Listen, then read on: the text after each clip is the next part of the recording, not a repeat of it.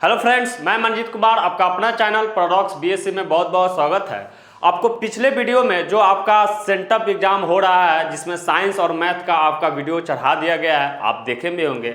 आज हम लोग सामाजिक विज्ञान यानी सोशल साइंस का ऑब्जेक्टिव यानी वस्तुनिष्ठ प्रश्न को हम लोग सॉल्यूशन करेंगे और कम समय में इसको हम एक एक क्वेश्चन को आइए हम आपको आंसर बताते हुए बढ़ते हैं और एक एक क्वेश्चन को देखते हैं कौन कौन क्वेश्चन पूछा गया है और कैसा कैसा क्वेश्चन पूछा गया है। तो फर्स्ट आपका क्वेश्चन है, यूरोपवासियों के लिए किस देश का साहित्य एवं विज्ञान का ज्ञान प्रेरणा स्रोत रहा। तो इसका आपका आंसर हो जाएगा, जैसे फर्स्ट में दिया है जर्मनी, यूनान, तुर्की और इंग्लैंड। तो इसका आपका आंसर हो जाएगा बी यानी यूनान। यूनान जो है इसका आपका प्रेरणा स्रोत इसका रहा, इसका आंसर आपका बी हो जाएगा। अब नेक्स्ट क्वेश्चन पे चलते हैं हम लोग। तो नेक्स्ट क्वेश्चन है आपका 2 नंबर, ब्रेस्ट लिटोवस्क की संधि किन देशों के बीच हुई। तो ये आपका ब्रेस्ट लिटोवस्क जो है ये आपका इसमें रूस तो एक होता है, इसके साथ साथ एक और होता है जो आपको फंसाने के लिए दे रहा है, वो आपका इसका आंसर हो जाएगा रूस और जर्मनी।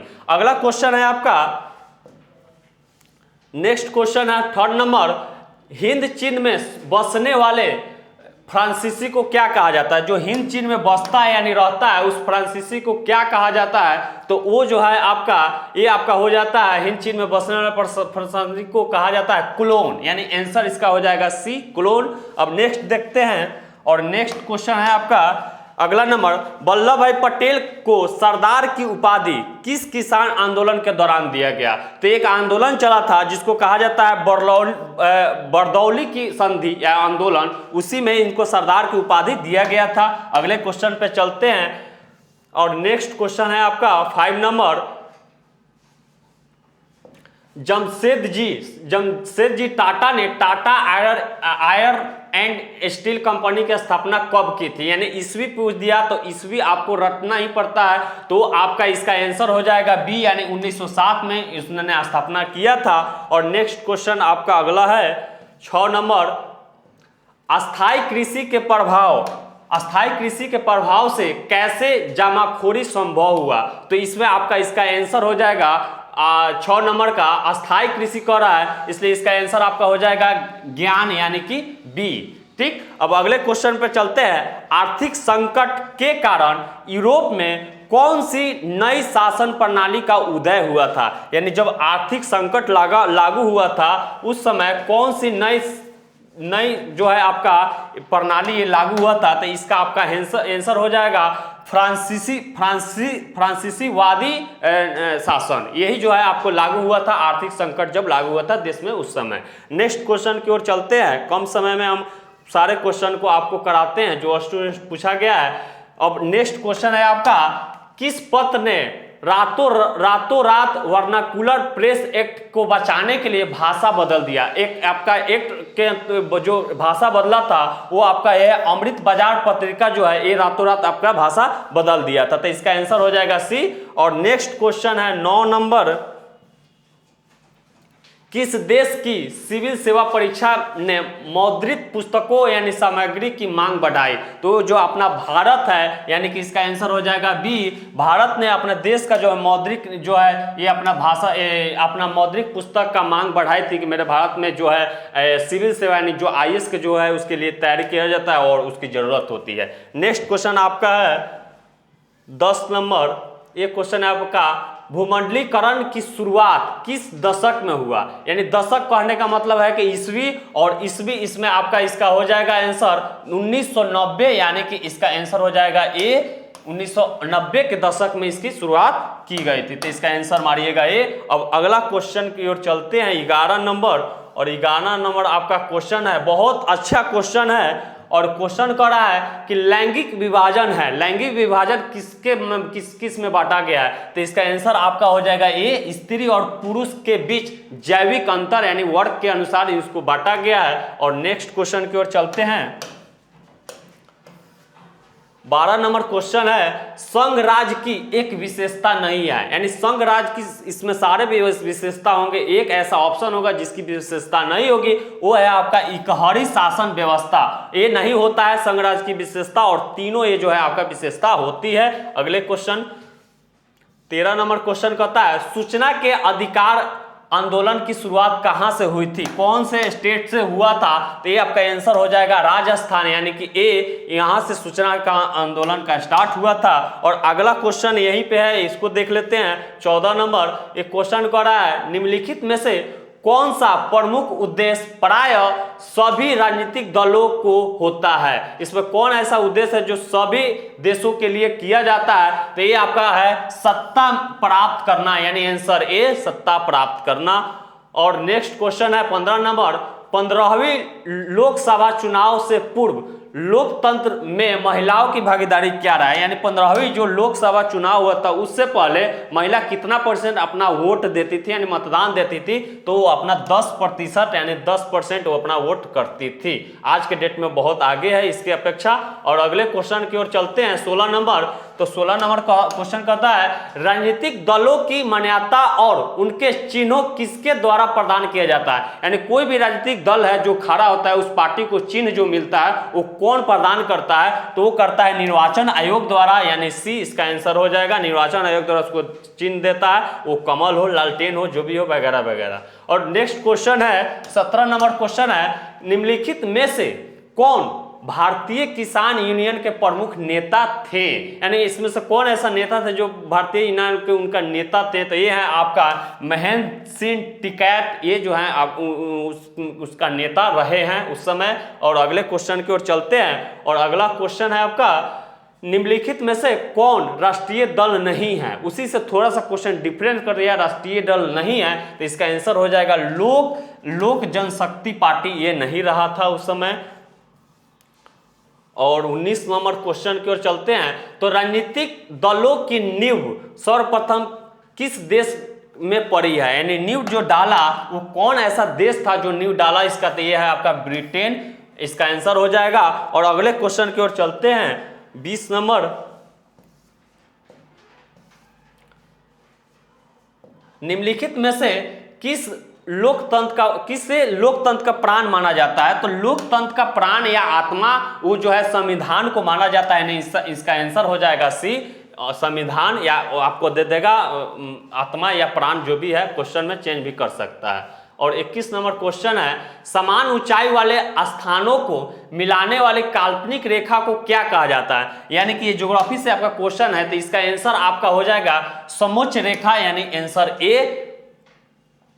और नेक्स्ट क्वेश्चन यहीं पर देख लेते हैं, बिहार में सबसे अधिक आबादी वाला जिला कौन है, यानी सबसे आबादी वाला जिला, यानी आपका पूछ रहा है, डिस्ट्रिक्ट पूछ रहा है, वो आपका हो जाएगा बी, यानी पटना, जो आपका राजधानी भी है बिहार का, वो आपका इसका आंसर हो जाएगा बी, इसमें आबादी बहुत ज्यादा रहता है। अगला क्वेश्चन है आपका, बिहार के किस शहर में जूट उद्योग स्थापित है, यानी कि बिहार का ये सारे चारों शहर है, इसमें एक जूट स्थापित यहाँ जूट होता है, वो आपका आंसर हो जाएगा हाजीपुर, यानी आंसर ए। और अगले क्वेश्चन की ओर चलते हैं हम। 24 नंबर क्वेश्चन कहता है, खाद कारखाना कहाँ स्थित है, ये जो आपका खाद कारखाना है ये कहाँ पर स्थित है, कौन जगह पे, वो आपका आंसर हो जाएगा बरौनी, यानी आंसर ए, यहाँ पर स्थित रहता है खाद कारखाना। और 25 नंबर क्वेश्चन है कि चूना पत्थर का उद्योग मुख्यतः किस उद्योग में होता है, तो चूना पत्थर का उद्योग आपका सीमेंट बनाने में किया जाता है, यानी कि आंसर आपका हो जाएगा ए। और नेक्स्ट क्वेश्चन यहीं पे देख लेते हैं। और अगला क्वेश्चन है कि निम्न में से कौन गन्ना उत्पादन जिला नहीं है, यानी कौन ऐसा इसमें जिला है जो गन्ना उत्पादन नहीं, गन्ना का उत्पादन नहीं करता है, तो वो आपका इसमें से आंसर कौन छांटना है कि कौन है जो कि गन्ना का उत्पादन नहीं करता है, वो है आपका आंसर ए, यानी दरभंगा, यहाँ गन्ना का उत्पादन नहीं होता है। ठीक, अगले क्वेश्चन की ओर चलते हैं। और 27 नंबर क्वेश्चन है, क्वेश्चन कहता है कि बिहार के जूट उत्पादन में क्या हुआ, वृद्धि हुआ, कमी हुआ, तो इसमें स्थित है या इनमें से कोई नहीं, तो इसका आंसर हो जाएगा बी, गिरावट हो रही है, दिन पर दिन इसका गिरावट हो रहा है, कमियां मिल रही है। और अगला क्वेश्चन यहीं पर देख लेते हैं।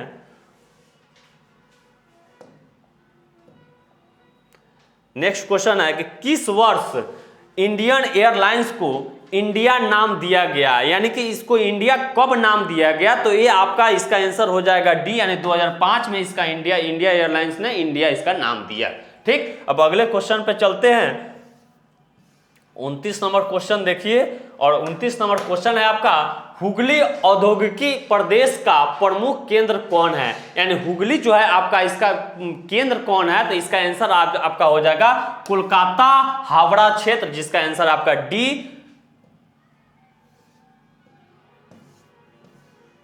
अब अगला क्वेश्चन है, गेहूं किस प्रकार की फसल है? गेहूं जो उगता है किस प्रकार का आपका फसल है? तो ये आपका रबी फसल हो जाता है। गेहूं जो आपको ठंडे के दिनों में बोया जाता है, ये आपका रबी फसल होती है।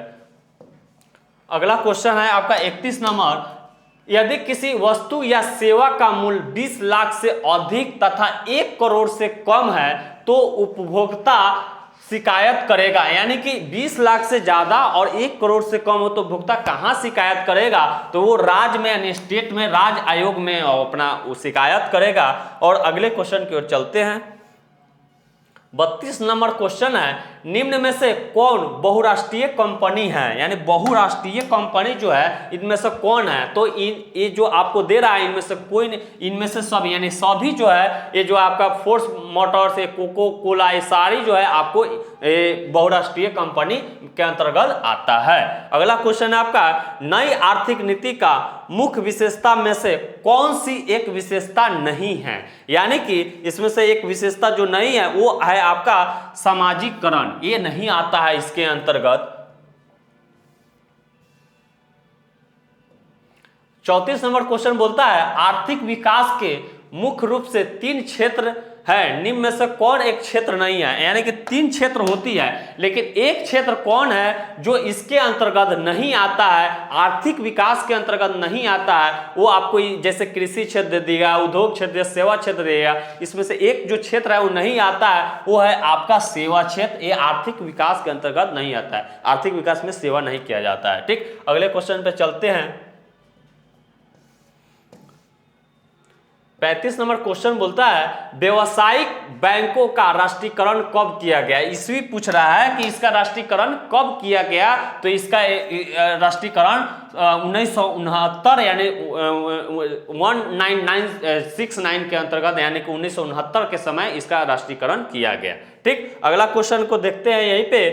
36 नंबर एक क्वेश्चन बोलता है, निम्न में से किसे प्राथमिक क्षेत्र कहा जाता है? यानी अभी आप प्राथमिक, द्वितीय और तृतीय क्षेत्र के बारे में सुने हैं, इसमें प्राथमिक क्षेत्र कौन होगा? तो जो आपको ये आपका आंसर जो जैसे कृषि, जितने कृषि वाले वर्क होता है वो आपको प्राथमिक क्षेत्र के अंतर्गत आ जाते हैं, वो आपका आंसर हो जाएगा बी। और अगले क्वेश्चन है, देश की संगठित बैंक प्रणाली निम्न में से कौन नहीं है? यानी 4 बैंक है, इसमें से एक बैंक ऐसा है जो आपको संगठित, यानी कि वो संगठित नहीं किया गया है, वो बैंक कौन है वही नाम पूछ रहा है। पहला है केंद्रीय बैंक, सहकारी बैंक, वाणिज्य बैंक और राष्ट्रीय बैंक। तो इसका आपका आंसर हो जाएगा बी, वाणिज्य बैंक जो है ये आपको इसको संगठित नहीं किया गया है, उस डाटा के अंतर्गत नहीं रखा गया है। ठीक, अब अगले क्वेश्चन पे चलते हैं। और अगला क्वेश्चन आपका इधर है 38 नंबर क्वेश्चन को देखते हैं। तो निम्न में से कौन गैर आर्थिक आधारभूत संरचना है? यानी कि गैर आर्थिक कहने का मतलब कौन ऐसा जो है जो गैर आर्थिक आधारभूत संरचना है? इसमें जैसे पहला हुआ शिक्षा, नागरिक सेवाएं, स्वास्थ्य और ये आपका हो गया वृत्ति। तो ये आपका जो नागरिक सेवा जो है ये आपका गैर आर्थिक आधारभूत संरचना के अंतर्गत आता है। तो इसका आंसर हो जाएगा बी। अगले क्वेश्चन को देखते हैं और 39 नंबर क्वेश्चन को देखते हैं। तो 39 नंबर क्वेश्चन कहता है कि भारत उपभोक्ता संरचना अधिनियम की घोषणा कब हुई? यानी ईस्वी पूछ दिया कि भारत जो आपका उपभोक्ता संरचना है कब हुआ। तो ये आपका इसका आंसर हो जाएगा 1986, यानी कि आंसर ए। और अगले क्वेश्चन की ओर चलते हैं। पार्ले समूह के थम्स ऑफ ब्रॉड को किस बहुराष्ट्रीय कंपनी ने खरीद लिया? यानी कि ये जो कंपनी है, ये जो आपका कंपनी यहाँ दे रहा है, इसको कौन खरीदा इनमें से? तो ये आपका कोको कोला जो है, आप इसके बारे में बहुत जानते भी हैं, कोको कोला पीते भी होंगे, यही इनको खरीद लिया है। ठीक, अब अगले क्वेश्चन की ओर चलते हैं। और 41 नंबर क्वेश्चन कहता है, पृथ्वी की सतह पर पहुंचने वाले सबसे पहली भूकंपीय तरंग होता है, यानी पृथ्वी के सतह पर सबसे पहले जो आता है वो कौन तरंग होता है, तो वो आपका पी तरंग आती है, यानी कि इसका आंसर हो जाएगा ए पी तरंग। अगले क्वेश्चन की ओर देखते हैं। संरचना का सबसे लोकप्रिय साधन, यानी संरचना का सबसे लोकप्रिय साधन कौन है, तो संरचना का सबसे लोकप्रिय साधन इसी चारों में से कोई होगा। पहला है सार्वजनिक टेलीफोन, मोबाइल, वॉकी टॉकी और रेडियो। तो इसका आंसर आपका हो जाएगा ये सार्वजनिक टेलीफोन। और अगले क्वेश्चन की ओर चलते हैं। मलबे के नीचे दबे हुए लोगों को पता लगाने के लिए किस यंत्र की मदद ली जाती है, यानी मलबे से जो दब जाते हैं उसको पता लगाने के लिए हम कौन यंत्र लगाकर और पता करते हैं कि कितने समय कौन से इसमें कोई भी दबा हुआ है, तो वो आपका ये रहता है इंफ्रारेड कैमरा। इंफ्रारेड कैमरा एक ऐसा है जो मलबे में कुछ भी दबा रहता है तो बता देता है कि इस पृथ्वी के अंतर्गत, यानी इसके अंदर दबा हुआ कुछ है, कुछ भी वस्तु या जानवर या कुछ भी, जो पता लगाकर बताता है।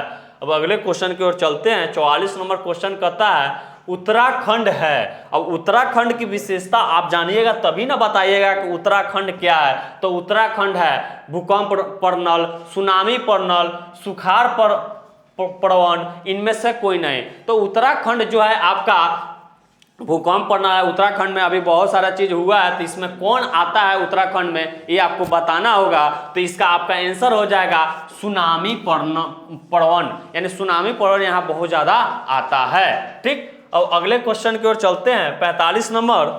45 नंबर क्वेश्चन बोलता है कि निम्नलिखित नदियों में किसे बिहार का शोक कहा जाता है, तो बिहार का शोक आपका कोसी हो जाता है, जो इसका आंसर हो जाएगा डी कोसी।